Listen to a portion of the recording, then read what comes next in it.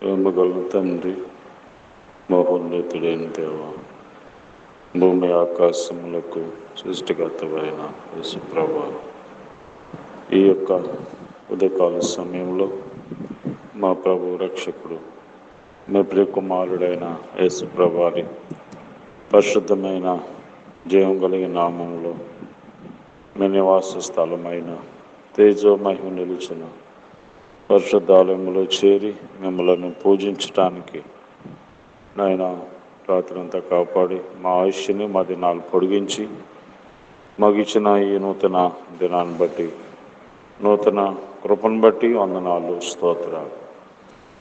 నాయన మరి ప్రతి దినము ప్రతి క్షణము మీ దయను బట్టి మా ఆయుష్ని మా దినాలు పొడిగిస్తున్నారు. ఈరోజు ఇలాగున్నామంటే అది కేవలం మీ కృప. మీ కృప లేనిదే ఎవరు కూడా ఈ లోకంలో జీవించలేరు. దేవా, ఈ ఉదయ కాలంలో మాకు కావలసిన మీ యొక్క శక్తి కలిగిన, జీవం కలిగిన, సమాధానకరమైన, సంతోషకరమైన, నిత్య జీవార్థమైన, స్వస్థపరిచే నీ మాటలు, ఆదరించే మాటలు మీరే మాకు ప్రసాదించమని యేసు ప్రభు నామములో ప్రార్థిస్తున్నాం తండ్రి, ఆమేన్. వినుము వినుము వినుము సోదరా, ప్రభు యేసు మాటను, ప్రభు యేసు మాటను. వినుము వినుము వినుము సోదరా,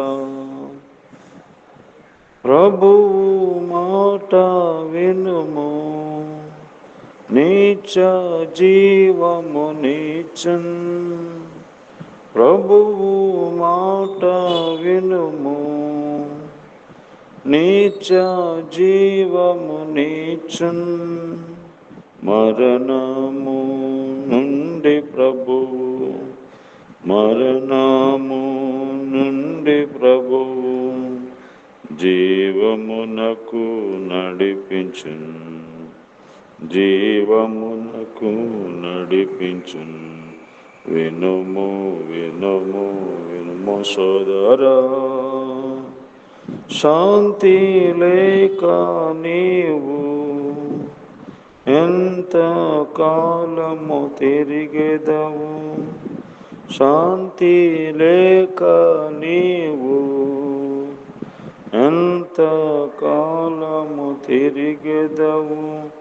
శాంతిని చూవడు, శాంతిని చూవడు ఆ యేసు ప్రభువే, ఆ యేసు ప్రభువే. వినుము వినుము వినుము సోదరా, ప్రభువు సిలువలో నీకై ప్రాణము నర్పించినాడు, ప్రభువు సిలువలో నీకై ప్రాణము నర్పించినాడు. నీ పాపము ఒప్పుకొనుము, నీ పాపము ఒప్పుకొనుము, కడుగును ప్రభు రక్తము, కడుగును ప్రభు రక్తము. వినుము వినుము వినుము సోదరా, ప్రభు యేసు మాటను, ప్రభు యేసు మాటను. దేవుని పరిశుద్ధ గ్రంథమైన బైబిల్ నుండి ఈ దినము దేవుడు మన కొరకు సిద్ధపరిచిన వాక్య భాగం యెషయా గ్రంథము 55వ అధ్యాయము 3వ వచనం. చెవియొగ్గి నా యొద్దకు రండి, మీరు వినిన ఎడల మీరు బ్రతుకుదురు, నేను మీతో నిత్య నిబంధన చేసేదను. దావీదు నాకు చూపిన శాశ్వత కృపను మీకు చూపుదును, దావీదు నాకు చూపిన శాశ్వత కృపను చూపుదును. దేవుడు తన ప్రజలైన ఇశ్రాయేలు ప్రజలతో ఈ విధంగా వాగ్దానం చేసి ఉన్నారు. మీరు చెవియొగ్గి నా వద్దకు వస్తే మీరు బ్రతుకుతారు, నేను మీతో నిత్య నిబంధన చేసేదను. దావీదునకు చూపిన శాశ్వత కృపను మీకు చూపుదును. దేవుడు శాశ్వత కృపను చూపించేవాడు. ఆయన కృపగల దేవుడు. దేవుని కృప విస్తారమైనది. దేవుని కృపను బట్టి మనం ఈ విధంగా జీవిస్తున్నాం. కాబట్టి దేవుడు కృపా సత్య సంపూర్ణుడుగా మన మధ్యకు వచ్చారు. దేవుడు కృప చూపుతున్నాడు అందరి విషయంలో కూడా. పాపమును బట్టి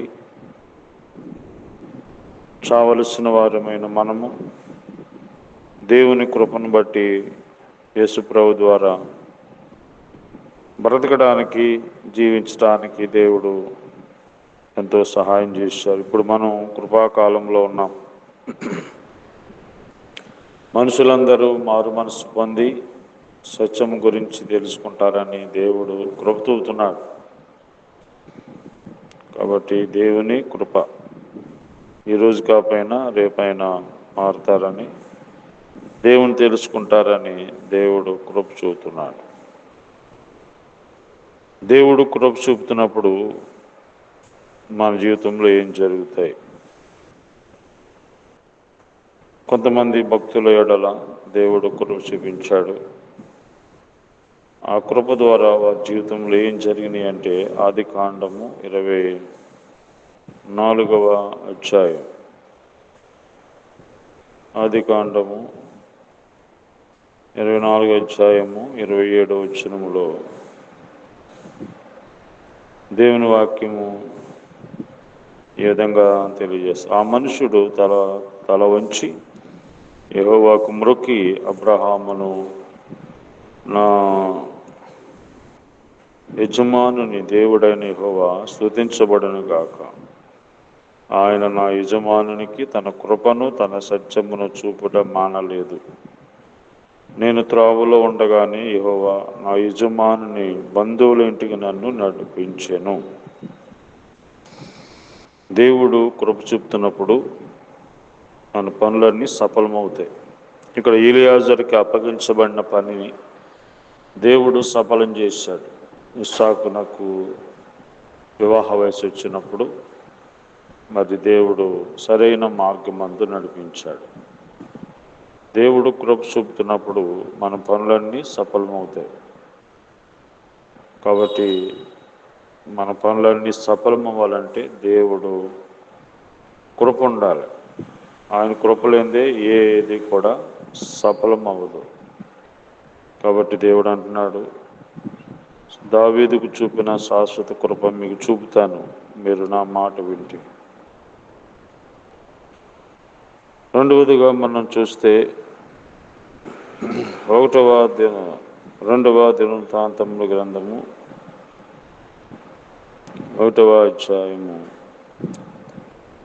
8వ వచనములో దేవుడు మన ఎడల కృప చూపినప్పుడు జరిగేది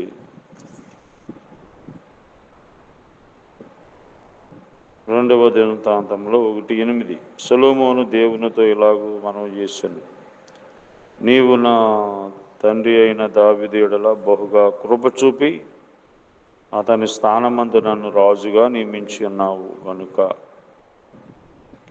దేవుడు కృప చూపుతున్నప్పుడు మనము ఘనపరచబడతాం. కాబట్టి దేవుడు కృప చూపుతున్నప్పుడు మనము ఘనపరచబడతాం. సొలొమోను దావీదు తర్వాత దేవుడు రాజుగా చేశాడు.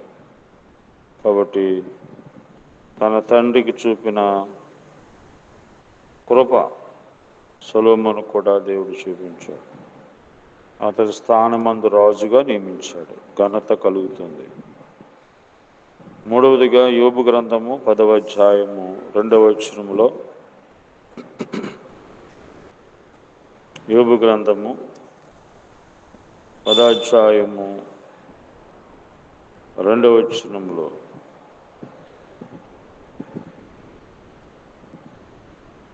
దేవుడు కృప చూపినప్పుడు మన జీవితంలో జరిగేటువంటిది జీవం, దేవుడి యొక్క జీవాన్ని మనం కలిగి ఉంటాం. మనము జీవము కలిగి ఉన్నామంటే అది దేవుని యొక్క కృప. 10వ అధ్యాయం 12వ వచనంలో జీవమును అనుగ్రహించి నా యెడల కృప చూపితివి. జీవము అనుగ్రహించి నా యెడల కృప చూపితివి. నీ సంరక్షణ చేత నా ఆత్మను కాపాడుతివి. కనుక దేవుడు కృప చూపుతున్నప్పుడు మనం జీవము కలిగి ఉంటాం. దేవుడు కృప వల్లనే మనం జీవము కలిగి ఉన్నాం. కాబట్టి దేవుని కృప మన యెడల ఉన్నప్పుడు మన పనులన్నీ సఫలమవుతాయి. మనము ఘనపరచబడతాం. మనము జీవము కలిగి ఉంటాం. ఇది దేవుని కృప మన యెడల ఉంది అనటానికి నిదర్శనం. కాబట్టి ప్రియ సహోదరుడా, సహోదరి, కృపకాలంలో ఉన్నాం. దేవుడు కృప చూపుతున్నాడు. ఆయన దగ్గరికి రండి, మారు మనసు పొందండి. కృపా సత్య సంపూర్ణుడిగా యేసయ్య మన మధ్యకు వచ్చారు. పాపం వలన వచ్చి జీతమైన మరణానికి మనం గురి అవ్వాలి. అయితే ఆ మరణము నుండి దేవుడు తప్పించి ఆయన మన మరణాన్ని ఆయనే పొంది మనకి మరణం లేకుండా, రెండవ మరణం లేకుండా చేస్తున్నాడు. కాబట్టి దేవుని కృపను తిరస్కరిస్తే తర్వాత ఇంకేమీ ఉండదు. కృపకు మూలమగు ఆత్మను తిరస్కరించిన వానికి మరి ఎక్కువైన దండన కలుగుతుంది.